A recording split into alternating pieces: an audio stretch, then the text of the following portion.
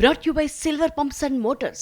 Top quality और consistent performance के लिए सिर्फ सिल्वर पंप्स नाम याद रखना. ఎస్ఎల్బీసీలో 7వ రోజు రెస్క్యూ ఆపరేషన్స్ కొనసాగుతున్నాయి. ఎన్డీఆర్ఎఫ్, ఎస్టీఆర్ఎఫ్, ఆర్మీ, నేవీ బృందాలతో పాటు ర్యాట్ మైనింగ్ టీం శక్తి వంచన లేకుండా శ్రమిస్తున్నాయి. నిన్ననే ఎగ్జాక్ట్ స్పాట్ కి చేరుకున్న సహాయక బృందాలు వేగంగా పనులు చేస్తున్నాయి. ఓవైపు బోరింగ్ మిషన్ భాగాలను గ్యాస్ కటర్ తో వేరు చేస్తూ ఇంకోవైపు పేరుకుపోయిన బురదను డబ్బాల్లో బయటకు తరలిస్తున్నారు.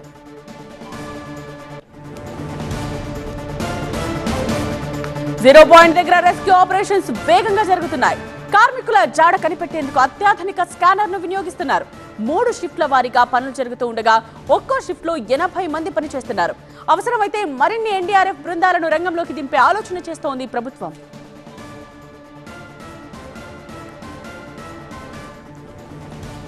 మా ప్రతినిధి శివకుమార్ లైవ్ లో జాయిన్ అవుతున్నారు మరిన్ని డీటెయిల్స్ తో. శివకుమార్, ఇవాళ రెస్క్యూ ఆపరేషన్ ఎలా సాగుతోంది అండ్ స్పాట్ లో ఎగ్జాక్ట్ గా వాళ్ళు వెళ్ళగలిగారు కాబట్టి స్కానర్స్ తో స్కాన్ చేస్తున్నారు కాబట్టి ఏమైనా మనకు రిజల్ట్ ఉండొచ్చా ఇవాళ?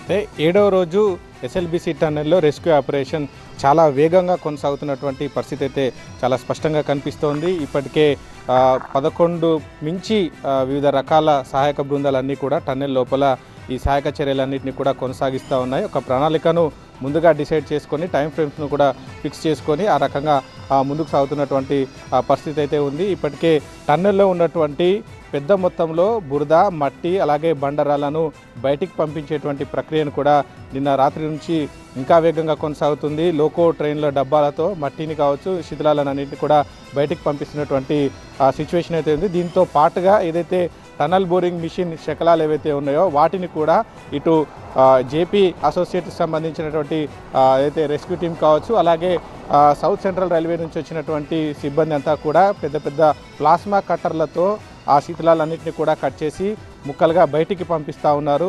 దీంతో పాటుగా ఈ సహాయక చర్యలను మరింత వేగవంతం చేసేందుకు ఇంకా ఎక్కువ బృందాలను రప్పించేటువంటి యోచనలో ప్రభుత్వం ఉంది. ఇప్పటికే సింగరేణి నుంచి గత సాయంత్రం 90 మందికి పైగా రెస్క్యూ టీమ్స్ కూడా ఈ ఎస్ఎల్బీసీ టన్నెల్కు చేరుకున్నారు. మరొక 40 మంది కూడా రాబోతున్నారు. దీనికి అదనంగా ఇటు ఎన్డీఆర్ఎఫ్ నుంచి కూడా మరింత మందిని రంగంలోకి దింపేటువంటి ఆలోచనలో ప్రభుత్వం ఉంది. దీనికి సంబంధించి ఎన్డీఆర్ఎఫ్కు రిక్వెస్ట్ పెట్టే యోచన ఉన్నట్టు కూడా తెలుస్తుంది. ఇక మొత్తం డిఆర్ఎఫ్ సంబంధించినటువంటి సిబ్బంది కూడా లోపలనే ఉన్నారు. ఎస్డీఆర్ఎఫ్, దీంతో పాటుగా ఆర్మీ కావచ్చు, నేవీ, వీరంతా కూడా గల్లంతైనటువంటి 8 మంది ఆచూకీ కోసమైతే తీవ్రంగా శ్రమిస్తూ ఉన్నారు. అత్యాధునిక పరికరాలను ఉపయోగించి, స్కానర్లను ఉపయోగించి ఈ గల్లంతైనటువంటి 8 మంది ఆచూకీ కోసమైతే కష్టపడుతున్నటువంటి దృశ్యాలు అయితే మనం చూస్తూ ఉన్నాం. అయితే లోపలికి టన్నెల్ లోపలికి 14 కిలోమీటర్లు వెళ్ళడం రావడం అనేది పెద్ద సమస్యగా మారినటువంటి సిచ్యువేషన్ ఉంది.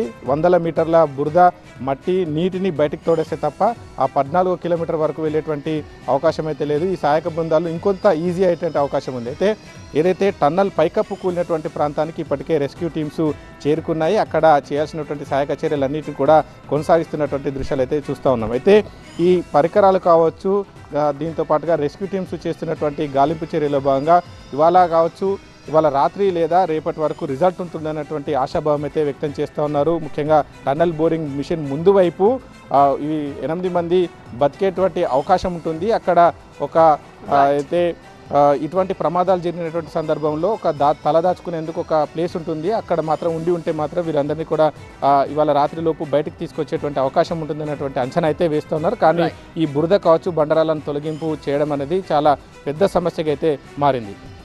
శివ, టీవీ9 స్క్రీన్ మీద విజువల్స్ లో కూడా మనం చూస్తూ ఉన్నాం. 0 పాయింట్ దగ్గర రెస్క్యూ ఆపరేషన్స్ శరవేగంగా జరుగుతున్నాయి. కార్మికుల జాడ కనిపెట్టేందుకు అత్యాధునిక స్కానర్స్ ఉపయోగిస్తున్న దృశ్యాలు మనం చూడొచ్చు. సో అత్యాధునిక స్కానర్ తో వాళ్ళు ఆ బురదలో ఏమైనా చిక్కుకున్నారా అన్న యాంగిల్లో వెతుకుతున్న దృశ్యాల్ని మనం చూస్తూ ఉన్నాం. అవసరమైతే మరిన్ని ఎన్డీఆర్ఎఫ్ బృందాలను ఇవాళ రంగంలోకి దింపే ఆలోచన కూడా ప్రభుత్వం చేస్తోంది.